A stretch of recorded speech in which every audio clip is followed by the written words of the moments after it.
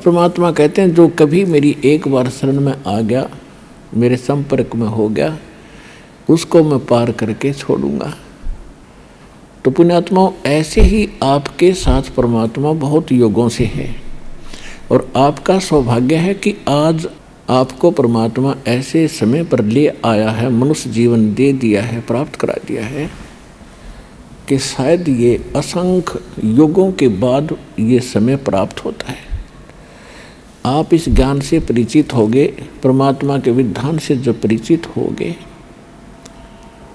तब आपको महसूस होगा सचमुच हम तो इसको खेल सा समझ रहे थे, सत्संग में आ गए और चले गए, भक्ति कर रहे हैं, अच्छी बात है, बढ़िया ज्ञान है। लेकिन जब ज्ञान की गहराई में आप जाओगे, आप हक्के बक्के रह जाओगे। ये हो क्या रहा है? वही भगवान बड़ी दया करी दाता, हमने कौन से जन्म में ऐसे पुण्य किए थे जो आज हम ऐसे अनमोल नाम और अनमोल ज्ञान और ऐसे अनमोल भगवान की शरण में और ये मंत्र जाप कर रहे हैं। ये आपके युगों युगों के पुण्य आपके साथ है। आज बेशक कोई घसियारा है, कोई मजदूर है, चाहे बेशक रोग से ग्रस्त है, वो पाप कर्म आपके पिछले जन्म जन्मांतर के हैं, लेकिन आपके भक्ति के जो अंक हैं वो भी निराले हैं, अद्भुत हैं। और आपको वो दुख आपका वरदान बन गया जो सतलोक आश्रम बरवाला जिला हिसार हरियाणा में आपको ले आया।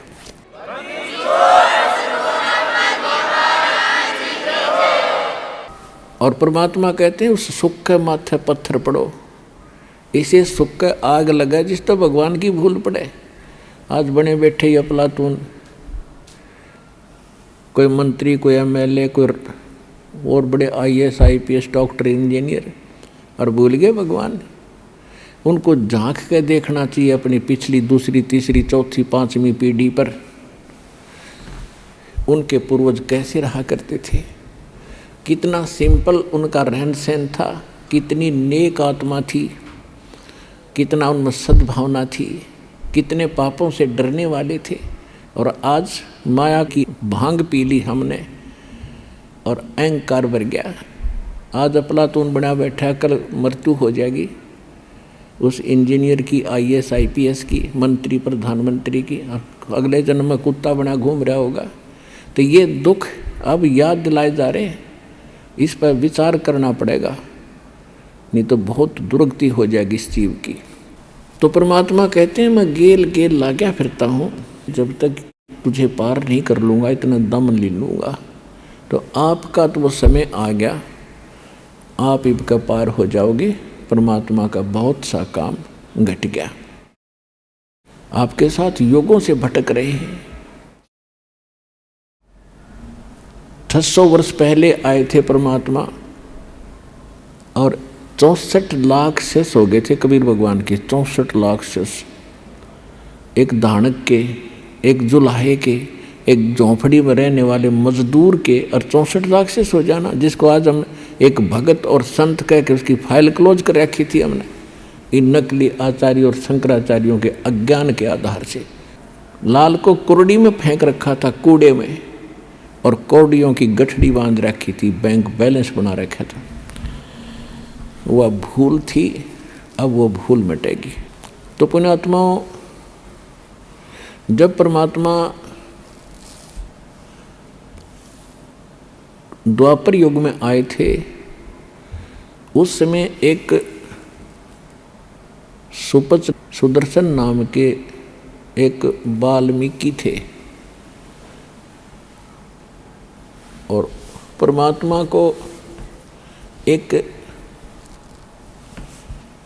वाल्मीकि दंपत्ति जो निसंतान था, वो उसको उठा लाए थे। परमात्मा ने शिशु रूप धारण किया था और कमल के फूल पर वो विराजमान होते हैं। प्रत्येक युग में एक लीला वो ऐसी करते हैं। उस वाल्मीकि का नाम था भिक्षु, उसकी पत्नी का नाम था गोदावरी। और सुदर्शन के जो माता पिता थे, उन्होंने परमात्मा का नाम नहीं ग्रहण किया था। जब परमेश्वर द्वापर युग के अंदर एक लीला कर रहे थे, सुदर्शन को ये बात समझ में आ गई थी। सुदर्शन जी कौन थे? वो सुदर्शन वो थे, सुपथ सुदर्शन, जिन्हों के बारे में हम सुना करते थे कि पांडवों ने एक अश्वमेध यज्ञ किया था, उनका यज्ञ संपूर्ण नहीं हुआ था और सुपच नाम के एक भगत ने, सुदर्शन सुपच ने वो यज्ञ पूर्ण की थी। तो वो सुपच सुदर्शन परमेश्वर कबीर जी के शिष्य थे और परमात्मा कबीर जी ही उस अपने भगत की इज्जत रखने के लिए उसका रूप बना के पांडवों की यज्ञ में गए थे और तब उनका शंख बजाया था। आज का जो विषय है, हम कुछ और विषय पर आपको सत्संग सुनाने जा रहे हैं, इसको विस्तार से नहीं बताएंगे। तो ऐसे भक्त थे वो, सुदर्शन जी को परमात्मा का ज्ञान 100% समझ में आ गया था, समर्पित हो गए थे, लेकिन उनके माता पिता इस बात को स्वीकार नहीं कर रहे थे। सुदर्शन के माता पिता की मृत्यु होगी। सुदर्शन को जब सतलोक जाने का समय आया तो परमात्मा ने पूछा, क्यों भक्त सतलोक जाना चाहते हो? कहने लगा, महाराज आपकी बिल्कुल तैयार हैं, आपने ज्ञान ही ऐसा दे दिया, यहाँ कुछ रखा ही नहीं है। तो परमात्मा ने कहा कि एक देख ले भाई, किसी में तेरी आस्था तो नहीं है।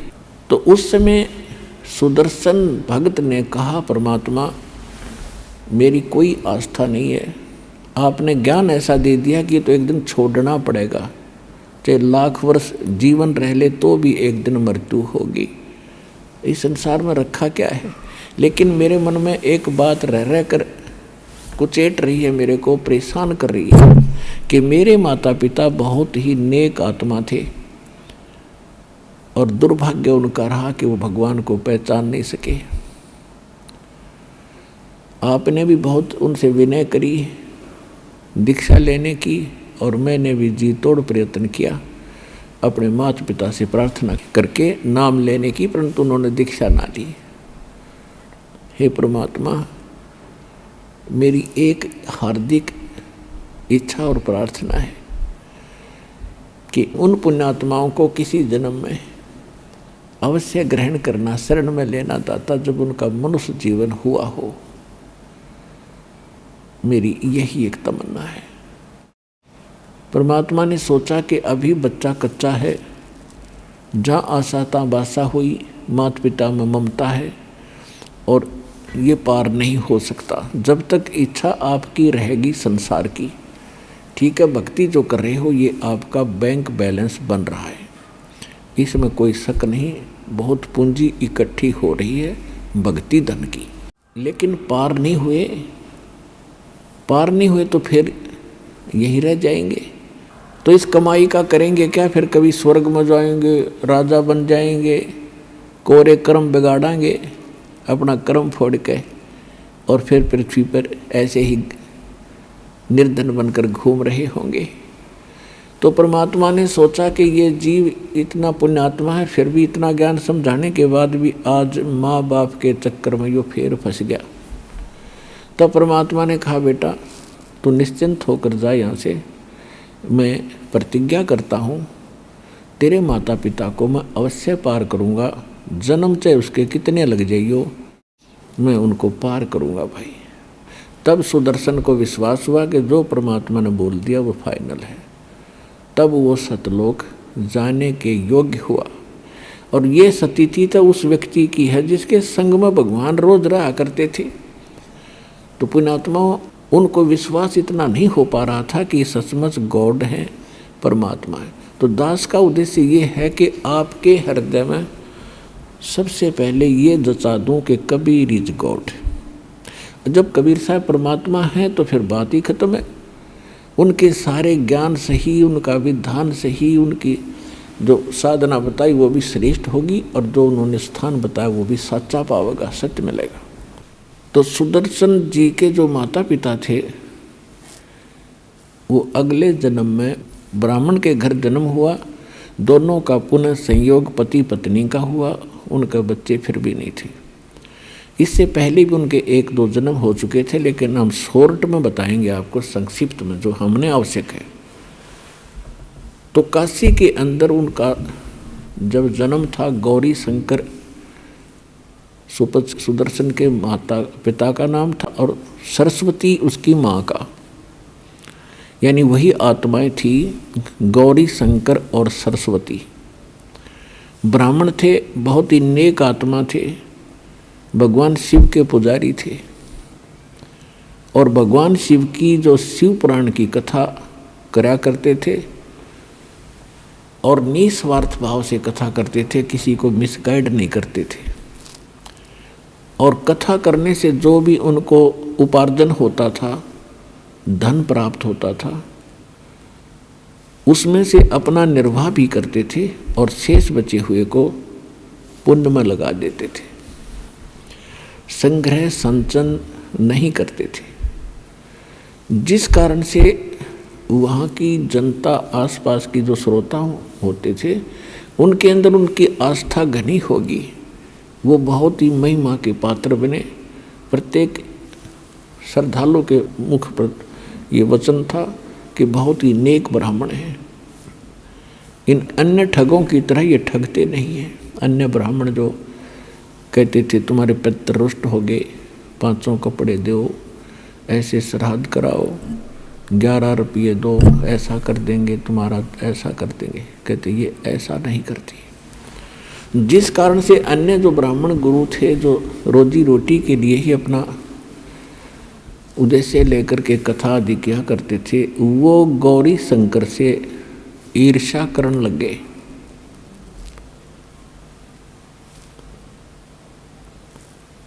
कि इसने तो हमारा रोजगार ही बंद करने को जा रहा है। और इस बात का ज्ञान हो गया काशी शहर के मुसलमान मुल्ला और काजियों को। तो उन्होंने दाव लगाया कि जो अन्य ब्राह्मण गुरु हैं वो तो इसके साथ नहीं, और जनता विशेषकर धर्म गुरुओं के साथ ही होती थी, और जैसा भी वो हमें मिसगाइड कर देते थे, हम मरने मारने को तैयार हो जाते थे।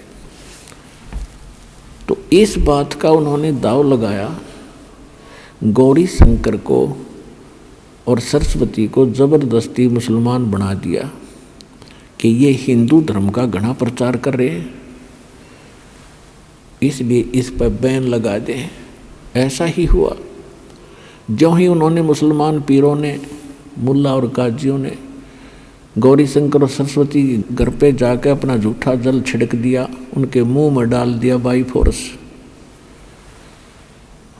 और बहुत से ब्राह्मण बाहर देख रहे थे। उन्होंने उनका विरोध ना करके सब जगह शोर मचा दिया कि गौरी शंकर मुसलमान बन गया, इसको जाति से बाहर कर दो, इसका भाईचारा बंद, कोई इनसे बात नहीं करेगा, ये मुसलमान हो गया, और गंगा घाट पे स्नान करना बंद। ऐसा हो जाने से गौरी शंकर सरस्वती के सामने एक बहुत बड़ी समस्या आ गई रोजी रोटी की। तो उन्होंने क्या किया कि सस्ते से सस्ता कौन सा काम है जो बगैर किसी पैसे से स्टार्ट हो सकता है। उन्होंने जुलाहे का काम शुरू कर दिया। जुलाहे के काम में 4-5 एक डंडे से गाड़ने होते हैं, और उन्होंने वह जुलाहे का काम शुरू कर दिया। वो मुसलमान बना दिए गए, लेकिन अंदर से वो भगवान शिव की पूजा फिर भी कर रहे थे। भले ही वो 5 वर्ष नमाज भी करते थे, लेकिन भगवान शिव को वो भूल नहीं पाए थे। अंदर से उनको अंदर एक विशेष कसक थी। अब उनके संतान नहीं थी, और संतान ना होने के कारण वो बहुत दुखी रहते थे, भगवान शिव से याचना भी करते रहते थे, लेकिन कुछ नहीं बन पा रहा था। अब उनका गंगा के अंदर स्नान करना बंद कर दिया। तो उन्होंने एक इसका अल्टरनेट खोजा। काशी शहर से बाहर गंगा का जल वर्षा के दिनों में, जब गंगा बहुत ऊपर से भरकर चलती है, किनारों को छूती हुई, तो लहरों के द्वारा उछल कर कुछ जल गौ घाटों के ऊपर से और बाहर मैदान के अंदर एक गड्ढे में इकट्ठा हो जाता था और बहुत बड़े सरोवर का रूप धारण कर लेता था। और फिर सारा सीजन, सारा वर्ष उसका जल बहुत निर्मल और पवित्र रहता था। तो गौरी शंकर और सरस्वती सुबह सुबह उठकर प्रतिदिन उस लहर तारा नाम के तालाब में स्नान करने के लिए जाया करते थे। लहर तारा नाम उसका इसलिए पड़ा था कि गंगा की लहरों से उछला हुआ जल वहाँ एकत्रित होता था, तो लहर तारा नाम से वो प्रसिद्ध हुआ था। उधर से परमात्मा प्रत्येक युग में आते हैं और अपने भगत के उस वचन के आधार से मुसलमानों ने उनका नाम बदल दिया। गौरी शंकर का नाम रख दिया नूर अली और सरस्वती का नाम रख दिया नियामत। तो हम अपभ्रंश करके उनको नीरू और नीमा कहने लगे। अब हम नीरू नीमा इनको ज़्यादा बोलेंगे क्योंकि ये ऐसे ही प्रसिद्ध थे। परमात्मा संवत 1455 ज्येष्ठ सुदी पूर्णमासी को सुबह ब्रह्म मुहूर्त में सतलोक से चलकर आए। एक शिशु रूप धारण किया और कमल के फूल पर विराजमान हो गए। उस समय काशी के अंदर ये भूत पूजाएं, आन उपासनाओं का बहुत जोर था। तो उस समय स्वामी रामानंद जी एक ब्राह्मण, कुछ सुलझे हुए ऋषि थे।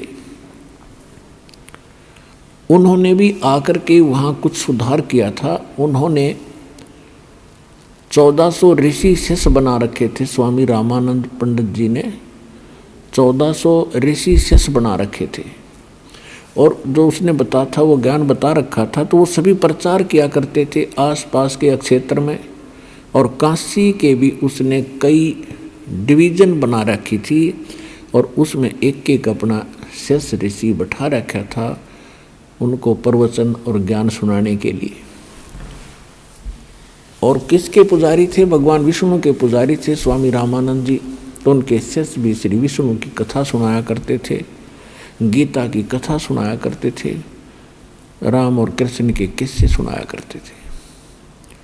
तो उन्होंने कुछ सुधार किया था। फिर भी वहाँ कच्चापन था, इसलिए परमात्मा पहुँचे, क्योंकि हिंदू धर्म की आस्था का केंद्र और धार्मिक शिक्षा का केंद्र भी बनारस यानी काशी शहर ही रहा है। जिस कारण से परमात्मा ने वही क्षेत्र, वही शहर चुना कि वहाँ बड़े विद्वान ऋषि रहते हैं। यदि उन्होंने मेरे ज्ञान को स्वीकार कर लिया तो मेरा काम आसान हो जाएगा। इसलिए परमात्मा सतलोक से चलकर आए और बनारस शहर के अंदर लहर तारा तालाब के अंदर विकसित कमल के फूल पर आकर विराजमान हो गए, एक शिशु रूप धारण करके। उधर से स्वामी रामानंद जी का एक शिष्य अष्टानंद नाम के एक ऋषि, वो प्रतिदिन उस लहर तारा तालाब के ऊपर स्नान करने के लिए जाया करते थे और कुछ देर वहाँ बैठकर उस शांत प्रिय क्षेत्र में अपने गुरुजी के द्वारा बताई गई साधना को किया करते थे। उस दिन भी वो स्नान करके अपनी साधना करने के लिए बैठे थे, आसन लगा के लहर तारा तालाब के किनारे पर घास पर। उधर से परमात्मा सतलोक से चलकर आए एक शिशु रूप धारण करके। उनका बहुत तेज था। अब अष्टानंद जी अपना क्रिया साधना करने में तत्पर थे। उनकी अचानक दृष्टि आकाश में गई कि ऊपर से ये प्रकाश कैसे आ रहा है, कितनी गति से आ रहा है। उसने जो ही आसमान में देखा, उसकी आंखें चरम दृष्टि उस प्रकाश को सहन नहीं कर सकी। वो प्रकाश का गोला सा दिखाई दे रहा था।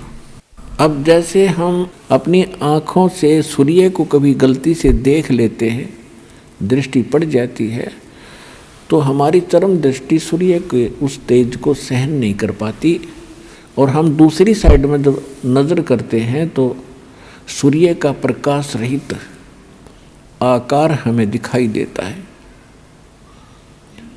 ठीक यही स्थिति थी उस अष्टानंद ऋषि की हुई कि उसने देखा था एक प्रकाश का गोला, उसकी आंखें सहन नहीं कर सकी उस तेज को, और जो ही उसने आंखें बंद करी और साइड में की तो एक नवजात शिशु देखा, एक बालक का उसमें चित्र दिखाई दिया। इस दृश्य को देखकर अष्टानंद बड़े चकित हुए, और कुछ देर में क्या देखा उसने कि वो प्रकाश उस लहर तारा तालाब में एक किनारे पर सिमट गया। अब अष्टानंद जी ने सोचा कि मैं अपने गुरुदेव स्वामी रामानंद जी से पूछूंगा कि ये आज मैंने क्या देखा, ये मेरी कोई भक्ति की उपलब्धि है या मेरी कोई गलत फहमी बन गई है, मेरी कोई भ्रमणा है, संशय है। वो वहां से उठकर आ गया। उधर से आकर उसने अपने गुरुदेव जी से कहा कि गुरुदेव, आज आपके शिष्य ने ऐसे ऐसे साधना काल में, साधना समय में एक प्रकाश देखा, आकाश से बहुत तेज गोला आ रहा था, और जब मेरी आंखें सहन नहीं कर सकी तो मैंने आंखें बंद कर ली। उसमें एक नवजात शिशु का रूप देखा। हे परमात्मा, हे गुरुदेव, ये मेरी कोई आंखों का दृष्टि दोष है या कोई और परमात्मा की लीला है, मुझे बताइए। तो स्वामी रामानंद जी ने कहा कि बेटा, ऐसे लक्षण उस समय होते हैं जब ऊपर के लोकों से कोई अवतारी शक्ति धरती पर जन्म लेने के लिए आती है, तब तारा सा टूटता है। ऐसा ही तुझे दिखाई दिया होगा। तो शिष्य ने कहा हाँ जी, ऐसा ही था। तो वो यहाँ जन्म लेगा किसी माँ से, और अपनी जो लीला करने के लिए आए हैं वो करेंगे। बेटा, ये तेरी भक्ति की उपलब्धि नहीं, ये तो कोई संयोग था उस महापुरुष के ऊपर से आने का। अब रामानंद जी स्वामी जी को जो ज्ञान था, उसको इतना ही ज्ञान था कि जितने भी यहाँ अवतार आए हैं वो किसी माँ से ही जन्मे हैं। इसलिए उसने अपने शिष्य को अपने विचार आधार से संतुष्ट किया, उसकी शंका का समाधान किया। उधर से नीरू नीमा प्रतिदिन की तरह स्नान करने के लिए वहाँ से चले लहर तारा पर।